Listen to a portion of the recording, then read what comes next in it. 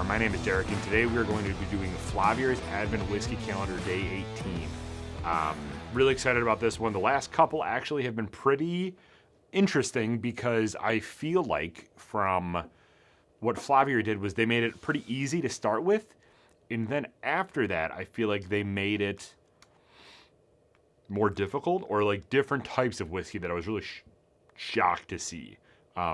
So we'll see how this goes. I'm pretty shocked to see, or I'm pretty interested to see kind of what is going to come out for the rest of this box. Again, we're at day 18. If you didn't watch any of the previous 17, go to youtube.com/BuffaloHappyHour. Check out all of those. We do review these blindly, and we're going to see how this goes.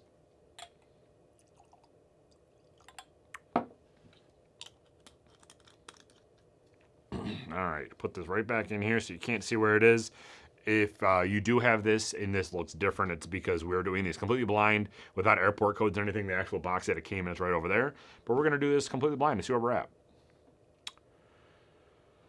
All right, so day 18. This looks pretty light. A little like goldish, not nearly as dark as kind of like a copper note, but it looks pretty gold right off the bat. Not very viscous. I'm not really seeing anything stick on the glass as much, so this looks pretty thin, but let's see how it tastes or smells. Very smoky,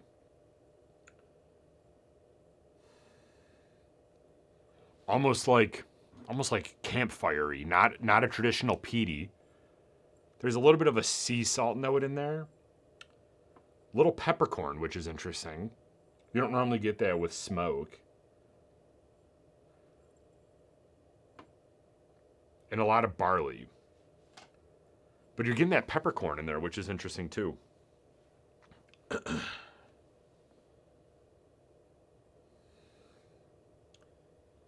And there's almost like this sweet honey note to it as well.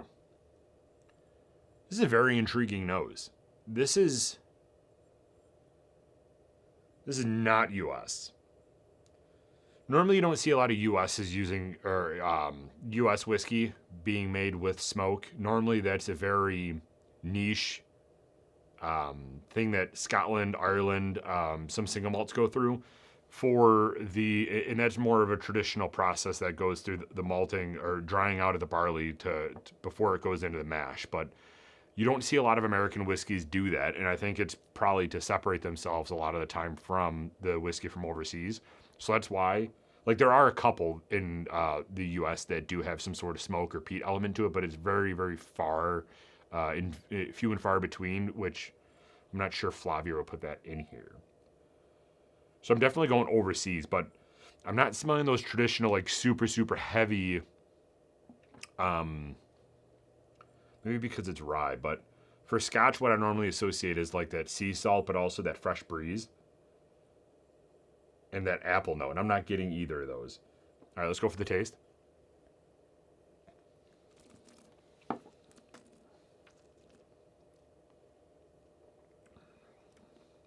Oh my God. Ooh. That is interesting, man.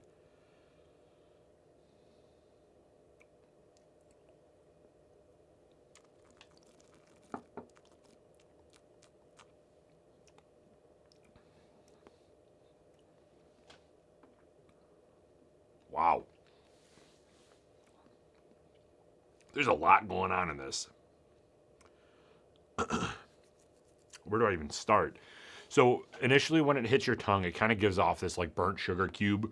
It's very sweet up front, but that transitions really quickly into this very smoky, charred peppercorn, but like a creamed peppercorn, if that makes sense. I don't know what food or what meal I would associate with this, because creamed peppercorn doesn't really sound like anything you'd have.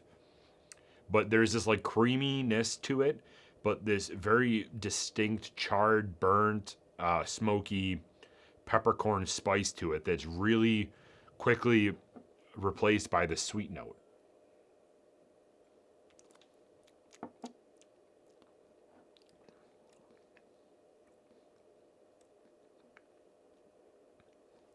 Almost like a hay or a barley, or like Kind of like maybe a buttered toast a little bit. Like that sweet butter. This is a very intriguing taste. I'm sorry, nose. I'm gonna go for the nose. I love the smoke, so let's go B. Check on the nose. Initial taste, I'm going A-. I think this is the first A that we've had in quite some time. This is very interesting. I'm not sure I've ever had this combination of flavors before.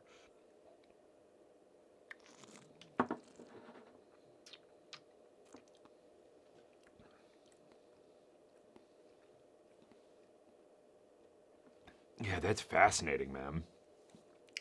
Ending note, I will say from the initial taste really hits you quite hard, and then like with a lot of different flavors, like that wheat, that butter toast, that heavy smoke, the charred peppercorn, the creaminess to it.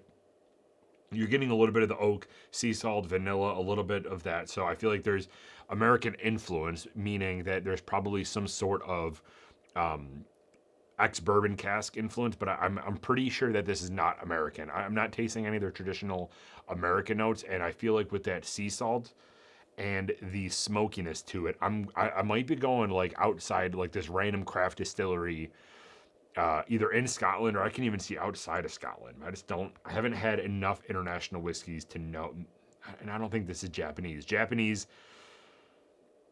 Could it be Japanese? Like a blended Japanese type where they previously, like when they used to source a lot of their stuff from Scotland and Ireland, I could see that too. We had China the other day, and I don't think that this is China. I mean, granted, I've only had one Chinese whiskey, and that was in this box, so I'm 100% not sure.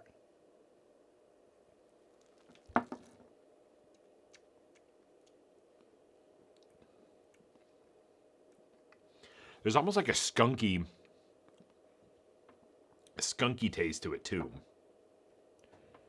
This is dynamic, man. I like this. I actually really like this. I'm going to go A- on the ending note.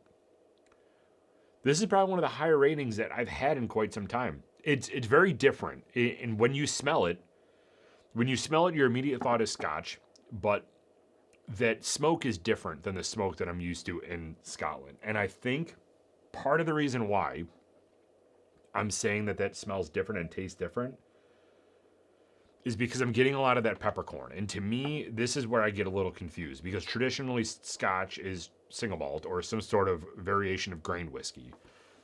But I have not tasted a Scotch that is high in rye, which is where my hesitation comes from, which is why I'm going to guess this is Scotland, like some offshoot of Scotland, just because of it has similar characteristics of that smokiness and that sea salt and kind of that iodine medicinal note. But this has to be a distillery that I've never even heard of before from Scotland, because I'm not this, maybe like some random crazy island in like the Orkney Islands or something crazy north of Scotland, it's just tough to find. But again, I can't place it.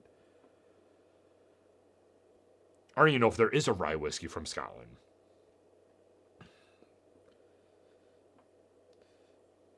Final rating.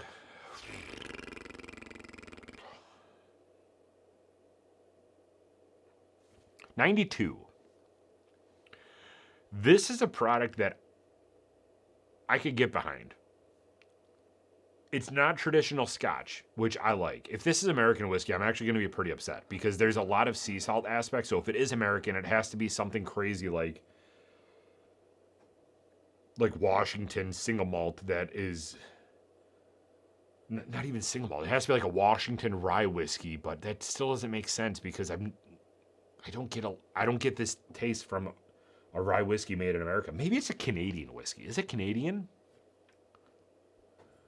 They do get some influence from Scotland too. So, you know what? That might be a good call. Maybe it's like a Northern Canadian. I'm very unfamiliar with a lot of Canadian distilleries, though, to be honest with you. I just don't think it's American. And I don't think it's Ireland. And I really don't think it's Scotland. I know it's not Japanese. So I'm going to go Canadian or Scotch. It has to be one of those two.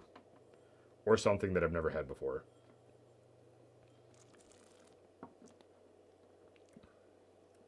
Proof, I'm probably going to go like a 90.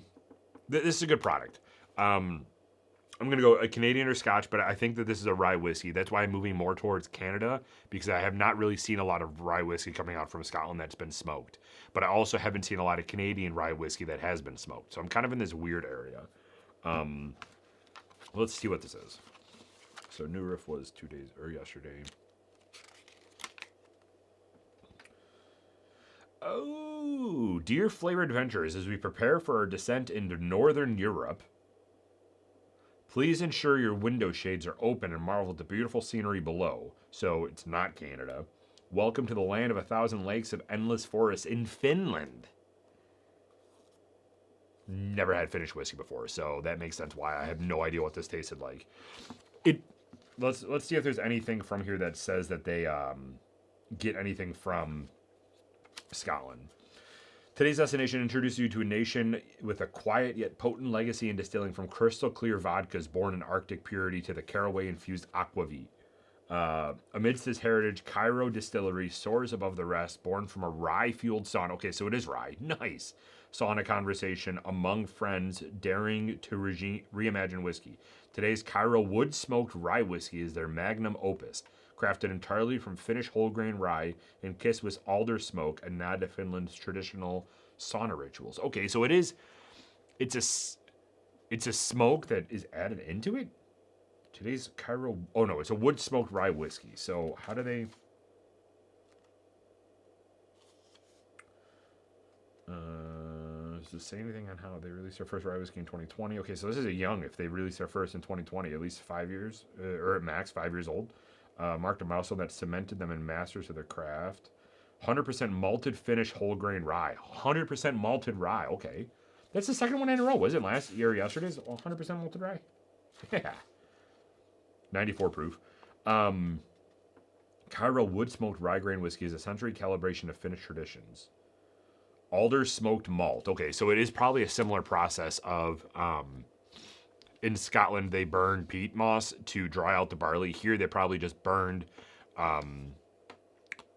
like traditionally, they burned and tried to dry out their rye grain with smoke, which is interesting. And then it was aged in a combination of ex-bourbon French oak and new American oak barrels. Okay, so you can get a lot of that American influence there, too.